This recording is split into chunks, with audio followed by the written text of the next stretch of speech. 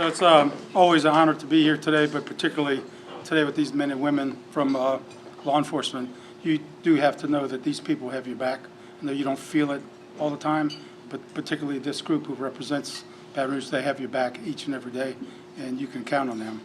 I'm also going to have the privilege to introduce another group a little later, but I'll save that. I have a PowerPoint. As you know, I'm going to run through the PowerPoint because there's a lot of information, a lot of data. The PowerPoint started off at 100 pages. However, my wife said she was coming and she works for the public defender, so it's down to 60. So all of the good stuff is out, but I'll get y'all next time whenever we come back. I do have a lot of people that I want to thank, particularly Derek Truard, who assisted me on this, as well as all of the other folks that you see here, most of whom are here at the table in the middle, and I could not do this without the staff of the District Attorney's Office. First Sergeant Sonia Armstrong is with the National Guard. She works for me. She is out fighting fires with the National Guard now. She compiles a lot of this data, a lot of these stats that you see, as well as all those others that you are named there. This is a good group of people that I have. So let's start with some Louisiana stats. I know this is going to be hard to see, but obviously Orleans does not participate. Shreveport does not participate in these stats for whatever reason, but Baton Rouge has a large number of crime, although we're down, and a bigger murder rate, although we're down compared to most other cities around. The murder rates are driven by Orleans mainly, Baton Rouge, Shreveport, Lake Charles. So here's where Louisiana ranks with other 10 states per 100,000. You see that the national average is 14. Louisiana is at 29. And thank God Mississippi is next door, and Jackson, they're at 33. So we need to get off of that list. We're at the bottom or top of every list that we don't want to be on. Some good news is that this legislative session, we were able to be real successful in helping law enforcement. And 3 bills that we had passed were the ankle monitor bill. Some defendants are let out of jail on ankle monitors so that we can supervise them. We have filed 50 subpoenas so far for people that have been out on ankle monitor, have violated the ankle monitor by other murders and other drug cases while on an ankle monitor without the court being notified. This is a big step for us. It now means that everyone will be unified. They must report to the police, the sheriff, the DA, the court immediately any violation. We're in the process of putting these regulations together. The bigger thing for the officers here on the street, machine guns. You would think it would be a no-brainer that a machine gun would be illegal. A machine gun is a gun that shoots multiple rounds with one pull of the trigger. We have a machine gun law in Louisiana. It was made in 1924, and it says that if you pull a trigger, it must fire at least 8 rounds to be considered a machine gun. It's hard to test that gun as to how they're made. The federal law says just more than 1 round. We now are in line with the federal law, which says machine gun is if you fire more than 1 round out of the bullet on a pull of a trigger, it's a machine gun. It can carry up to 10 years in jail. The reason that we need that is that these officers will tell you they see on the street, which is called an auto sear or a switch that's made on a regular weapon, either a long weapon or a semi-automatic weapon. That switch, which is made for 30 bucks, turns that weapon into the machine gun. It can shoot 80, 120 rounds, as big of a can as you have, and we see these all over. These guys and ladies and girls on the street here, they've made, in my recollection, 120 machine gun cases already before this law went into effect April 1st. So now if they find a switch, we can convict them of a machine gun, which carries up to 10 years. The NRA supported this bill. They would not go along and support to make this a crime of violence. So that means that if we convict them of a machine gun, they can go out of jail and buy another gun. It doesn't make any sense, but we're going to take baby steps and start where we are. The third, and we'll get to this a little bit later, is the increase in penalty for those caught with fentanyl, dealing fentanyl, and the years that you can get now has drastically increased. And we see nowadays that everyone's a fentanyl dealer. Nobody's afraid of the law that we have, so we think this will have some impact. Baton Rouge. So here's Baton Rouge compared to other cities, and you can see as of where we are today, last year was Memphis, sorry. You can see Baton Rouge is in the middle of the pack at 51.8 per rate capita of homicide. It's not, again, where we want to be, but we always have New Orleans down the road, and you can look at their numbers now. Ours are going in one direction, and New Orleans is going in the other, thank God for us. And Baton Rouge is number 254 on the list of the safest cities in America, and that's not a good number. That's where we are, and the worst city is the one up top. Baton Rouge is not many cities from that, and this is only looking at data for the city, not the entire parish. So the data is a little skewed, but that's how this was collected. Here's the parish. I know it's hard to see. It looks like ants from where I am, but the bottom line is that Baton Rouge normally averages around 85 murders a year, typically, until we got to the brave years where it was down to 70 and 60, and then it picked up again after the flood, the Alton Sterling shooting. Look at the numbers, they jumped off the chart at 103, and then we eventually went to 117, and then the year from hell with COVID, we had the biggest number ever at 150. Then you see following that, we have started to decline, and I'm happy to say that right now, we're at actually 70, not 68. They had 2 murders on Sunday, this Sunday. But prior to that, thanks to law enforcement, a lot of work, for the past 30 days prior to Sunday, there was not one homicide in Baton Rouge. And you don't go that long here. I've never seen going long that here without a homicide. Thanks again to the hard work of these guys that are represented here. So we hope that we are going in the right direction. August was a very good month for us. Look at January.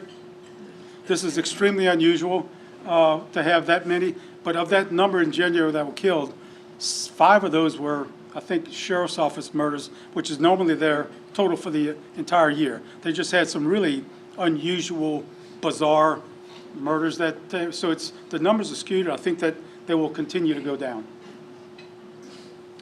Domestic violence, another part, good news. You know that we talked about this before. With COVID, the domestic violence numbers went out the roof. Everyone's trapped in at home. People are getting beaten up. But the numbers have steadily gone down, as you can see, from 2021, 2022 now. This year, I think we're at 8 is what I believe where we are. So again, a big number. 1 is too many, but we would rather be down in the number of 1 or 2, but we're at 8. We're doing a much better job.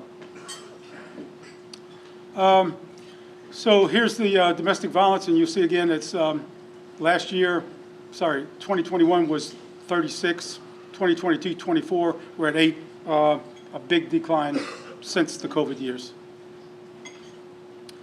Also in line with that, the judges, the family court judges and district court judges have beginning to issue many more protective orders to protect women from, generally women from their abuser. I don't have this year's number yet, but those numbers have steadily increased, and that's a good thing for us to see, because it does prohibit them from having a weapon. This is probably not a surprise to anyone, I know particularly law enforcement. The age of the victims of homicide are between 21 to 30, and then 31 to 40, and then unfortunately 11 to 20-year-olds are killers and are being killed. Zip codes. Everyone talks about 70805 was always the zip code. It looks like we've changed things a little bit. So there's 70802, which is around LSU, 70805, which is toward Exxon, and then 70816 has picked up. So things have changed a little bit over the years, and now they're all competing for these numbers. But again, our numbers are down compared to others in all of the areas, but we do have to concentrate on these 3 or 4 particular zip codes. Again, no surprise, the overwhelming majority of homicides here are guns. Look at first-degree murder gun, second-degree murder gun. That's the overwhelming number. Some of the other numbers that you see are from children that overdose and die on fentanyl, which we'll talk about a little later, which we consider murder. And the agencies, obviously the Baton Rouge police have a lot of more murders than sheriff. that's been historical. As the parish gets bigger, I expect that maybe we'll have some increase in murders on the parish, but you see the numbers and the zip codes where they're from. And murder by month, we try to track murder any way we can, but you'll see 2023, for the most part, we are down except for May was a bad month and January was a bad month. Again, that was unusual, January, but May really being the only outlier so far this year. And the 6-month figures are about the same. We're, again, not where we want to be, but much better than where we were years ago. So this is kind of surprising. By the murder by the hour, you would think that it's when your mama told you be home, nothing happens good after midnight. Well, nothing good happens after midnight, and that's generally what this shows. But we don't have the spike in the day anymore like we had in the COVID years. People were just killing each other in broad daylight. That kind of slowed down, and now it's picked up around 9 o'clock all the way through at the left-hand side. 2 o'clock in the morning also seemed to be a spike. But I think 2023 is the line at the bottom. It's the beige-looking line. You see it's been kind of flat and even. It's even out over the years. So it's looking a little more controllable. Here's jury trials by year. Obviously, we want to try and as many people as we can. The bad guys know when you can't get them to trial. During COVID, they knew you couldn't get to them. They knew they would get let out of jail easily. Now we're trying to step that up. We've reorganized our entire office. So this year we're already at 14 jury trials. And we, with our organization or reorganization, we hope to even try many more trials to let everyone know that we're prepared, we're ready to go, particularly gun cases. So we'd like to get back up to 40 trials a year. COVID did shut us down significantly. And you'll see this is the number of cases that we received. We were generally averaging 17,000 to 18,000 when I first became DA, and then again after Sterling and after the flood. Look at the numbers just drop. I think the numbers also dropped because we start losing officers. I think the Baton Rouge Police is 100 short, Sheriff is 75. I think that also has something to do with the volume. But if you ask any of the people sitting at the back table from the DA's office, they think their workload is less or more. They will absolutely tell you it's more. And it surely feels like it's we're drowning in cases. Body cameras, DNA, cell phones, computers have really just inundated everything that we do. It's no longer a witness. Nobody testifies. Nobody wants to testify. So we have to make cases in different ways than we ever did before. And so I think that has a lot to do with numbers being down. Juvenile arrest, this is a sad situation, but juveniles, the age of juveniles have increased to 18 and not 17 anymore. 2022, we had 10 juveniles arrested for second degree or first degree murder. This year so far, we're at 8. Juvenile situation is dire, I think, in my opinion, in Louisiana. Our juvenile detention system is antiquated. It housed the whole 50 juveniles. It only holds 30-something now because of jailbreaks that were attempted there and destruction of the property. There's not a law enforcement agency that runs the facility. It's run by lay people, paid $15 an hour. It's hard to get someone to come work there for that. That means that when these guys pick up a bad kid that's done something very bad, murder, they have to let another murderer go because 21 of the 30-something are there for first degree or second degree murder. The judge has to make a choice who they want to let out. And it's not an easy choice for the juvenile judge. We have to look at our juvenile justice system. It's antiquated. It's based on antiquated things. Things have changed. I'm sorry, but that's how it is. Murder rates compared to the nation, we are, again, going down where we are, but we are still 3.1 times higher than the national murder rate average, and that's something that we should be ashamed of. That does seem to happen around the South, but just to give you an idea how we compare, and 2021, as you see, was the worst year in our parish's history ever.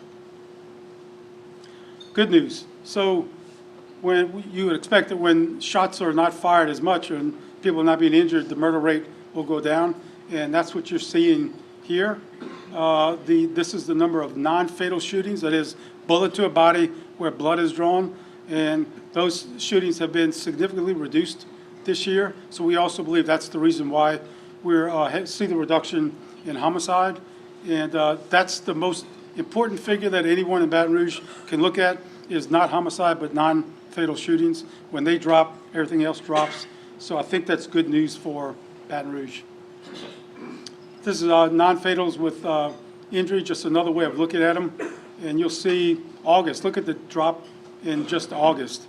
That's a big drop. Same thing in April. Again, January is just an outlier. Now, I have no idea why that happened, but I can't explain it. But you can see that our shots fired are down. Non-fatal, sorry. And by hour a day, it's exactly the same chart as murder. So the hours are 9, 10 at night till 2 in the morning. Not unusual. And this is shots fired. And you can see shots fired is a little more even than murders or non-fatal shootings. And the shots fired this year are also down 6 or 7% or so as of today. So we're, again, going in the right direction, it appears. Also look at this one. It's the shots fired overall, the different years. You see the red line in the middle shows an upward trajectory. However, look at the end of that line for this year.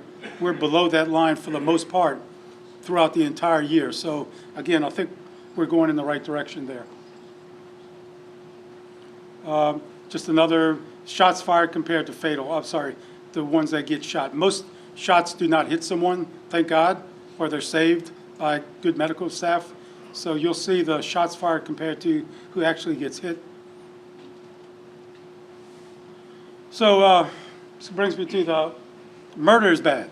This is as bad as you can get. We need to get better. This is even worse. And I'm sure that you guys have heard this and seen this before. The overdose rates in Baton Rouge and across the nation are outrageous. It's a public health problem. It used to be where it's a small group of people that would have to worry about their kids dying from drugs. But now it's everyone in Baton Rouge. I don't care whether you're rich or poor, white or black, pick anything you want to pick. It cuts across everything. I have a great staff that works following this and works on the weekends to hand out Narcan strips and give them hope and help them. I'll show you a little further on this. So this is murder versus heroin fentanyl overdose deaths. Look at the curve.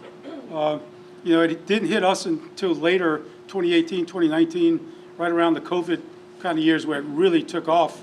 And we were less to get it compared to up north and maybe out to the west. But when it came here, it took a hold, and it's killing us right and left. Look at the numbers. They're just outrageous. As mad as people are at homicide, we need to get mad about this. We need to get mad about people selling this drugs to people who are highly at risk. This is the fatal overdose trends. Again, look at the rise in the trends and how steep that rise is. I remember trying to pass some legislation years ago in 2015 when we were at that number. That number was we thought, alarmingly high, never knowing that we're going to ever get to 300-something people dying in our parish from this particular drug. So that used to be people overdosed on cocaine and maybe heroin, but look at this chart. This is opioid versus non-opioid.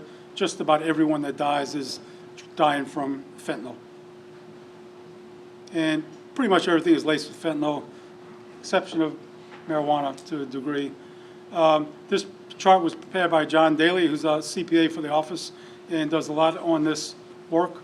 And look at where the different turns started to make, where it first hit the United States, and then when it became the deadliest drug in Baton Rouge in 2019, and then the gap. The gap just continues to grow wider and wider. Same slide, sorry, different one. And for whatever reason, May is typically the most deadly month, while February is not. I have no idea why, but it's something for us to look at. We try to look at this in every kind of way that we can, but we will continue to monitor this. Overdoses by demographics. So look at the charts. There's a tale of two different colors. White males, white females actually going down as black males, black females going up. I know John has another slide that shows this more. Here you go. So the ages, white male 26 to 39, 16% really followed closely by black male, 26 to 39, the same at 15. So people are dying regardless of color. It just does not make a difference. And zip codes.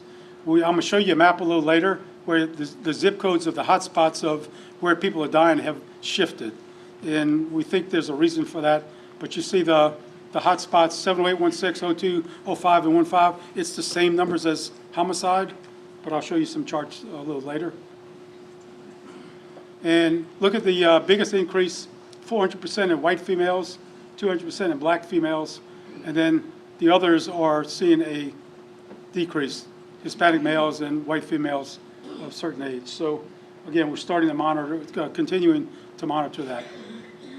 This is our surveillance system. It doesn't make sense the DA's office is doing it. We have a grant to do this. We monitor all of this information. We provide it to our law enforcement partners. We see where people are overdosing and dying. We go out to the community on the weekends with help with the program called When You Are Ready to try to save people and let them know we're there for them. We want to help. We don't want to put a user in jail. We want to put a dealer in jail for as long as we can.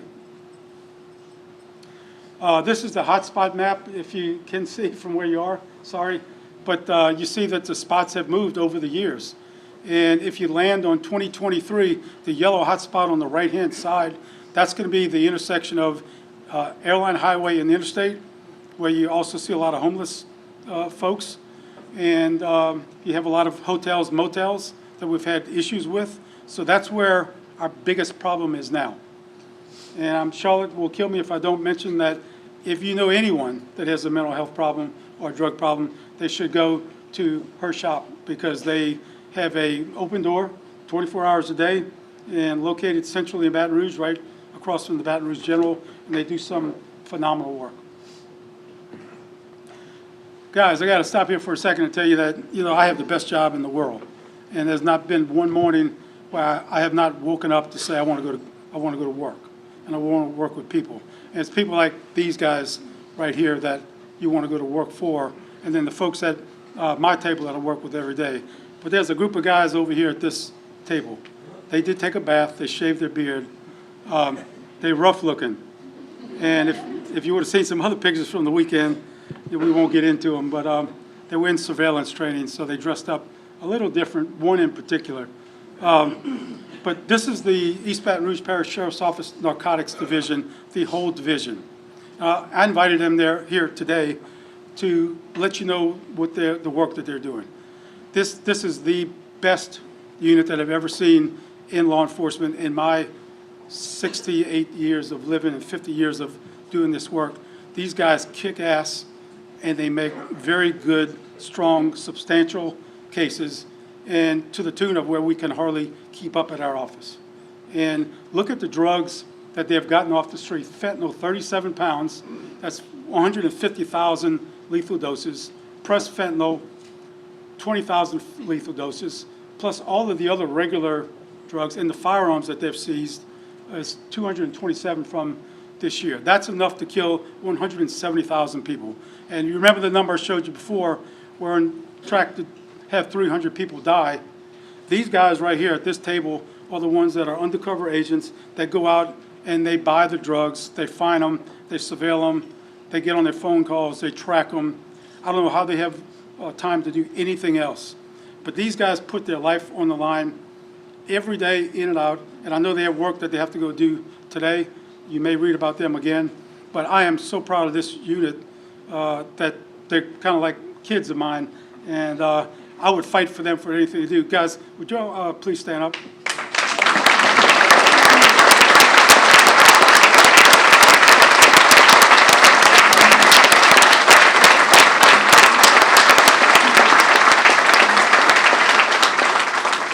That's a lot of drugs. And so thank you for saving people's lives. And we look forward to continue working with you. So Crime Strategies Unit, all the data that you see here is put together by the Crime Strategies Unit. It's run by First Sergeant Armstrong and other National Guard counter-drug intelligence analysts, as well as other DAs, employees that get to put this together. What we try to do is get all of the data together in one spot and get it out to the guys and girls that do the hard work on the street and try to make a difference. Policing Gun Violence. This book is written by Dr. Anthony Braga, who's a good friend of mine in Chicago. And this book just came out. If you're interested in policing and gun violence, this guy has it. He gets it. He's got it. What he says is we do not need to defund the police or the sheriff. In fact, what he says is you have to refund the police and the sheriff, particularly the guys that work homicide and major assaults. You would be shocked to know how few detectives there are that are assigned to homicide and major assaults. And their caseloads are overwhelming to where they chasing one after the other. And when you can't do as much work as you want to on a case, you can't make an arrest, the public gets mad and angry, they take things in their own hand.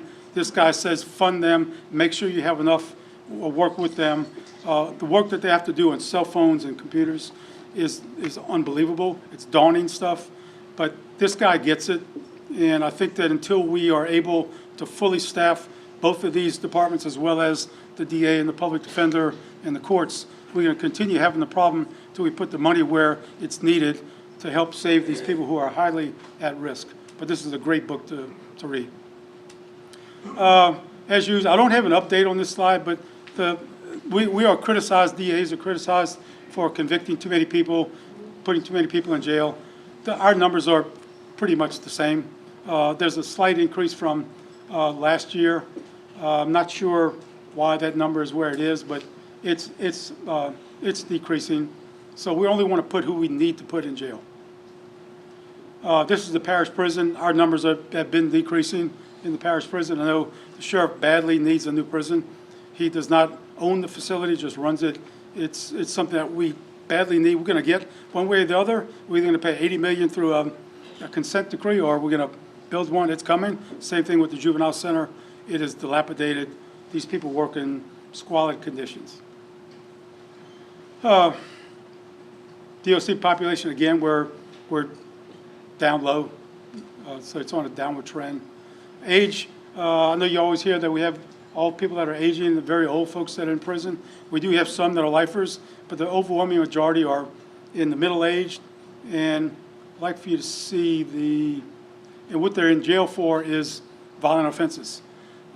You will see people that are in jail for drugs, but I guarantee you that person that's in jail for a drug offense had a gun and was a violent offender, and we negotiated with them and they pled to a drug charge. We dismissed the gun charge and gave them a reasonable deal, and now that gets used against us because I have a drug user that's in jail when he's really not. That's overwhelming number of people in jail are violent offenders. The average length of sentence to people that we convict, it's very short. And with the changes in the law now, justice reform, everyone for the most part gets a third of their sentence. So they're doing whatever you get 5 years, you do a third. And then, so the numbers that you hear are, be careful with what you read. Most people you see at the top, it's time served. They're in jail by the time they plead, they're done, they're finished. And parishes, who's sending people to Angola? Obviously, New Orleans leads the way. I think Baton Rouge is second or third. And we are a bigger city than New Orleans, but New Orleans does have a much higher crime rate than we have.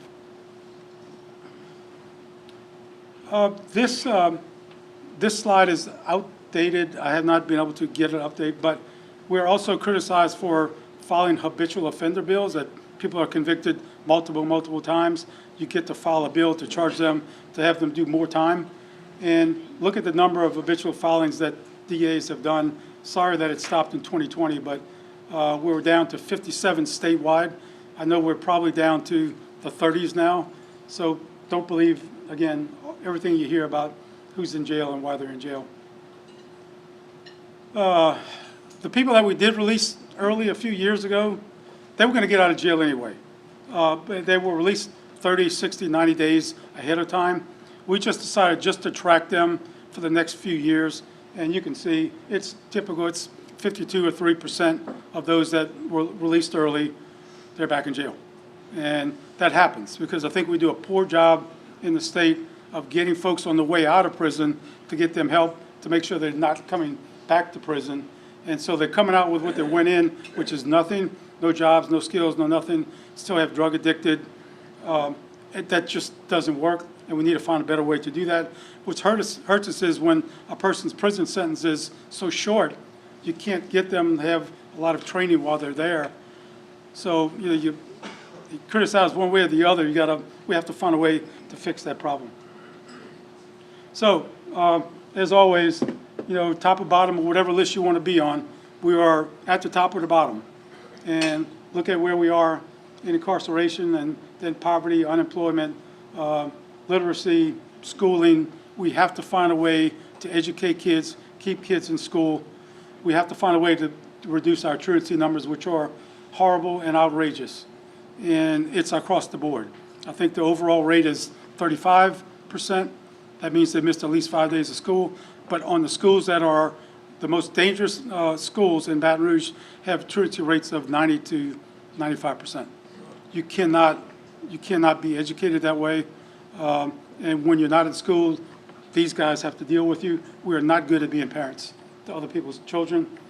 Children are meant to be raised by their family, their parents, their neighborhood, not by police. And when that breaks down, everything goes back to these guys, and it's just not the way you want your kids to be raised. So again, look, I appreciate every day that you guys allow me to do this job. I want to continue doing it. I want to do it again. If I have to run for election and have someone against me, I'll do it. I love the people that I work with. I work with some of the best hardworking, underpaid professionals in the world, men and women. I have a very diverse office. I got some badass women that work for me. 2 of them are here. I don't want either one of them coming after me for anything. But if my staff, you're here, if you could stand up, please, just for a second. Dana, that's you too. Oh, me? Yeah, that's all y'all. Stand. Sure, stand up. Derek. How you doing? Yeah. Tracy is the first assistant. Jermaine is the chief administrative officer, and Dana is the chief of trials. John Daly is the CPA that works on all of the grants and overdose stuff. Josh Campese is a law clerk who is stupid smart. And then Fabio, Mr. Einstein with the long hair. He told me he was going to bring it down and comb it today, but he didn't. He's one of the smartest kids I've ever met. He's got a future bigger than Dallas. He just, we got to figure out what we're going to do with him. But I have great people that work very hard. So hopefully there's a little bit of time if I can answer any questions. 2 minutes. Yes, ma'am. So for the juvenile detention center, would it be possible to repurpose some of the retail or office space that's vacant for a temporary period of time to be able to withhold those children so they don't end up becoming adults that are still committing crimes out there instead of letting them out, and then also offering counseling and mentoring services? Would that be possible under the $1 billion plus East Baton Rouge Parish budget? Should that be a cheaper way to do this until such time as that facility could be built? Yeah, right now, from what I'm told, the juvenile facility holds up to 50, and have not remodeled that, so it's back to being usable, but they can't get anyone to fill the spots to monitor it. That's where the problem is now. 50 would be adequate. West Baton Rouge has 0. You just let them go in West Baton Rouge. That's bad. Would it be possible to get a federal grant of some sort? Everyone's looking for money. Everybody's looking for money to do that right now. But that place should be blown up years ago. We have not paid attention to it. Thank you. Anyone else? Not Dixon, yeah. So.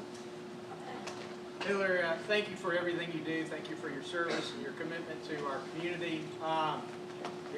We once again are seeing some disheartening news on the TV about the Brave Cave. Can you share anything about why that may exist, or how it came to be? I'm sure that your comments can be limited right now. Anybody else have a question? Knocked me out of the sky. Had no idea and there was ever any such place. I know the place that they're talking about is described in the paper. It used to be the old detective office where all the detectives used to be. It looks like they park cars there now. Nobody, to my knowledge, ever heard of anything like that at all. I have no idea what's going on. But I know the chief promised to do that investigation, and something has to be investigated. But if I knew more, I'd tell you. I just do not. Yes, ma'am. To what do you attribute the worst effects of fentanyl on Louisiana as compared to the country? Say that again. Why is the effect of fentanyl so much worse in Louisiana? You showed us the graph. Once it hit, all of a sudden it's worse than the rest of the country, right? Why? Why do you think that is? No, it just took off, and I think we're around the same as other states. It took off here as the leading cause of death, but it's the same thing in other cities and states. I think we have it more so because of serious mental health problems and education and lack of jobs. I think all of that fits into it, but education and mental health is huge, and we have to find a way to figure that out, but I think that goes in. The folks that are homeless, we see overwhelmingly they're addicted to heroin and fentanyl. So We it's do- not worse. I'm sorry. It's not, it's bad. It's not I mean, worse than the rest of the it's not terribly worse. I mean, you can find some outlier cities, but I think we're on par with others. The problem is that everyone's a heroin dealer. Everyone's dealing fentanyl now because people want fentanyl. So it used to be you had 2 heroin dealers in Baton Rouge. You knew who they were. Now everyone sells it because that's what everybody wants. And they go to the dealer that dealt the deadly dose because they want that. They want that strong of a thing. This is a serious problem, but it's risky and it's dangerous for these guys to go do what they do because they're not just dealing with fentanyl and drugs. They deal with guns. And these are violent people. Don't let anyone fool you that drug dealing is not a violent offense. It's a terribly violent offense. Hey, Mark, do you have one? I did. You partially answered it. Why does a drug dealer sell something that might kill their future clients? That's why they do it, because they don't care. When you listen to them on the jail phone calls, some people say, hey, you can sell it to that so-and-so. He just got out of rehab. Yeah, I'm going to sell it to him. It's business. It's all business. There's enough clients to go around. They don't care about who dies and who doesn't. And that's why we changed the law, because it's hard to convict someone of murder when you gave the deadly dose to a person that wanted it. Jury has a hard time saying, wait, he wanted it and he unfortunately died. So now the law has changed to where if you deal a deadly dose or a serious bodily harm, we can increase the penalty for that dealing that caused the death, which is more in line with what probably jurors would think. But we have to find a way to make them afraid of what the law is. And our bite, we have to try cases, they have to make arrests, we have to keep them in jail. And it has to be quicker because we're way behind the 8 ball. And if it's not quick, it's not swift, it's not just, and everything gets backed up. Thank you guys, I appreciate it.